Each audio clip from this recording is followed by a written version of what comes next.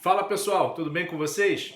O tema da aula de hoje é a Escola de Frankfurt. O que foi a Escola de Frankfurt? Foi uma espécie de think tank marxista que foi criado em 1924 na cidade de Frankfurt, na Alemanha. A princípio o nome ia ser Instituto do Marxismo, mas aí mudaram o nome para Instituto para Pesquisa Social. Era ligado à Universidade de Frankfurt e reunia ali alguns filósofos de matriz marxista. Mas, embora o marxismo fosse o ponto de partida desses filósofos, a gente não pode dizer que era um único ponto que serviu de material para as pesquisas e para a análise que eles desenvolveram da sociedade.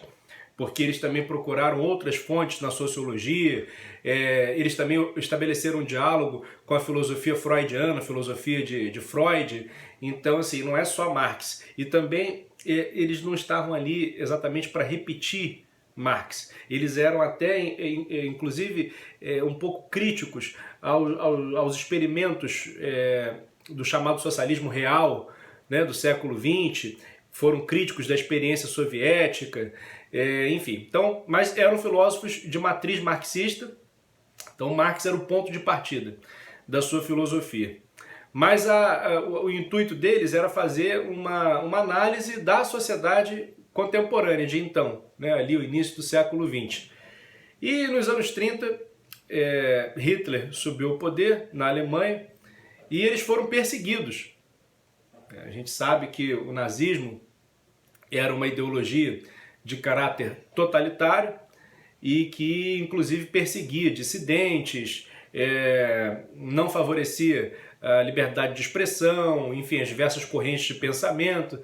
Então, com a perseguição de Hitler, muitos dos representantes da escola de Frankfurt se refugiaram nos Estados Unidos. Vocês podem achar um pouco contraditório que filósofos de inspiração marxista se refugiassem nos Estados Unidos. Talvez seja mesmo, mas foi exatamente isso que aconteceu. E aí a gente pode destacar dois pensadores que são assim mais importantes nesse primeiro momento da escola de Frankfurt, que são Adorno e Max Horkheimer. Eles inclusive escreveram vários livros juntos, né? Escreveram livros assim em coautoria. E eles oferecem uma reflexão que é muito interessante, porque eles dizem o seguinte: o iluminismo dos séculos anteriores, ele prometia a emancipação do homem, prometia que o homem alcançaria a maioridade. Todos conhecem aquele texto famoso do Kant, que ele fala que o iluminismo é a saída da minoridade, é o homem alcançar a maioridade na sua razão, alcançar a autonomia, emancipação racional. A questão é, onde está essa sociedade racional prometida pelo iluminismo? O século XX acumula uma série de experiências frustrantes nesse sentido, né? Para quem esperava uma emancipação racional do homem, bom, no século XX nós temos experiências de duas guerras mundiais, a experiência dos totalitarismos, enfim, a exploração, a miséria humana, enfim, uma série de coisas, exploração econômica, enfim, exploração em todos os sentidos. Então essa emancipação prometida pelo iluminismo não veio. E aí a resposta que eles oferecem é o seguinte: aí um termo interessante que foi cunhado é o termo razão instrumental. É porque eles dizem que a razão ocidental ela é uma razão instrumental. É uma razão que está a serviço do capital, a serviço da dominação. Não é uma razão libertadora. Os homens não têm real autonomia da razão.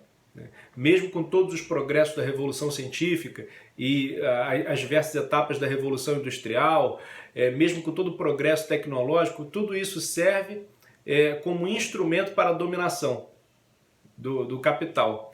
Então, na verdade, não houve essa emancipação prometida pelo iluminismo. E aí tem dois termos muito importantes, que são os termos indústria cultural e cultura de massa. E aí na filosofia de Adorno e Horkheimer a gente vai encontrar esses dois termos. Indústria cultural seria assim, a gigantesca maquinaria de monopólios culturais a serviço do capital. Então a Revolução Industrial ela inventou um novo modo de produção assim, em larga escala. E quando você produz em larga escala, você precisa também de um consumo em larga escala. Só que você não vai ter esse consumo em larga escala sem padronizar o gosto das pessoas, as preferências das pessoas. E aí surgem poderosos movimentos de comunicação de massa, de controle das massas no século XX, como rádio, como televisão. E aí vem todo o poder da propaganda no sentido de manipular o gosto das pessoas para o consumo.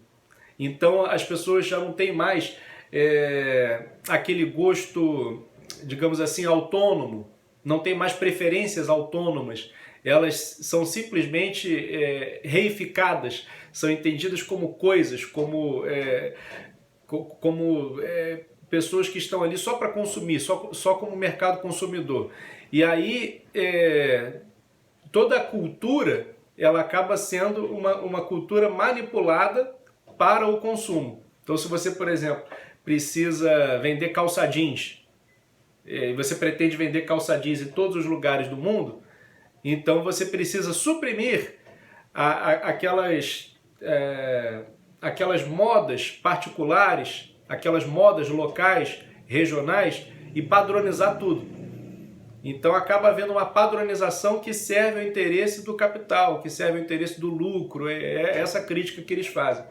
Então, na verdade, o homem ele não está sendo respeitado na sua autonomia, porque cada vez mais a lógica do capital se impõe, padronizando as pessoas, considerando as pessoas só como coisa, não como sujeitos autônomos, e sempre nessa lógica do consumo, né? De consumir mais e mais, e a cultura, para isso você precisa criar uma cultura de massa, né?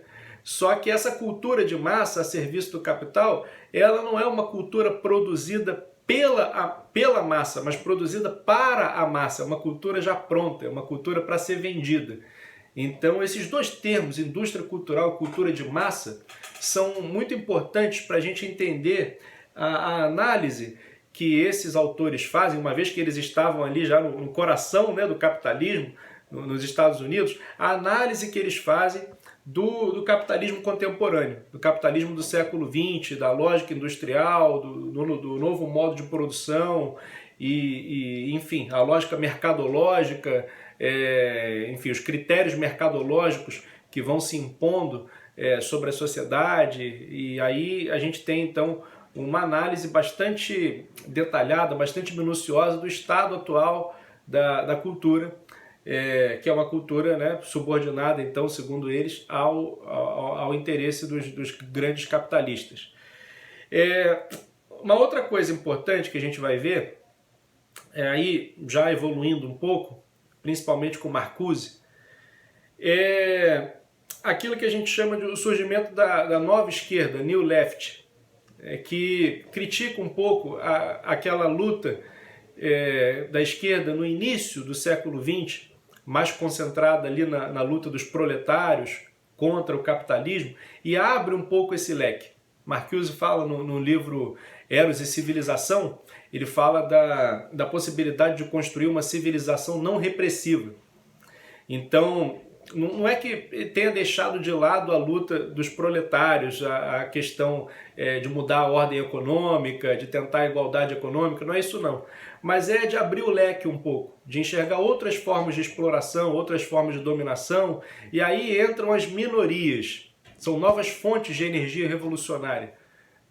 Então aí a gente tem, por exemplo, a defesa de grupos minoritários de origem étnica, de caráter étnico, a questão das minorias religiosas, entra a questão de gênero também, as batalhas por reconhecimento, enfim, contra estruturas opressoras, antigas, enfim. Então toda essa nova linguagem da esquerda, que não está agora assim tão dedicada à unidade do proletariado internacional, como foi antes, mas essa pauta diversitária, essa questão das minorias, da inclusão das minorias, a gente deve um pouco disso aos filósofos da escola de Frankfurt, principalmente a Marcuse.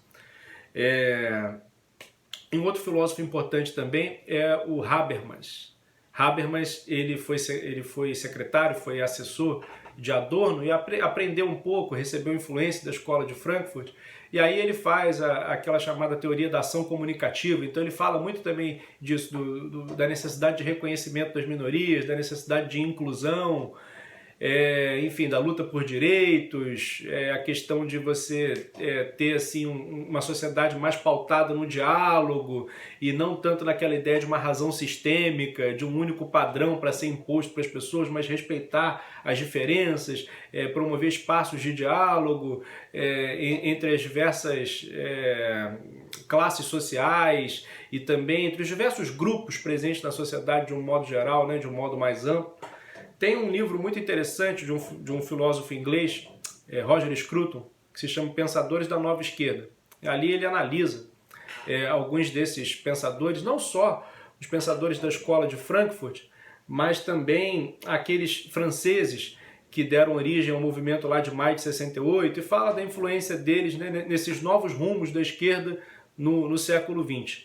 Mas a gente percebe mesmo isso, né? Essa questão, esse movimento da inclusão de minorias, isso aí foi sendo historicamente estabelecido a partir de uma revisão histórica entre os marxistas, entre os frankfurtianos, e não foram só eles, né? Tem também os filósofos franceses, os estruturalistas, pós-estruturalistas, enfim. Mas aí a gente acaba tendo então uma nova configuração, né? A esquerda vai buscar novas fontes de energia revolucionária, não só no proletariado como classe, não só concentrando assim as energias do ponto de vista da mudança econômica, mas abrindo o leque e falando da inclusão e da luta contra estruturas opressoras no sentido mais amplo. Então a gente vê isso também na escola de Frankfurt, né? Essa semente está lá nos autores da escola de Frankfurt. Então, pessoal, eu espero que vocês tenham entendido bem esse conteúdo. Vou deixar para vocês alguns exercícios. Semana que vem a gente volta para corrigir. Grande abraço.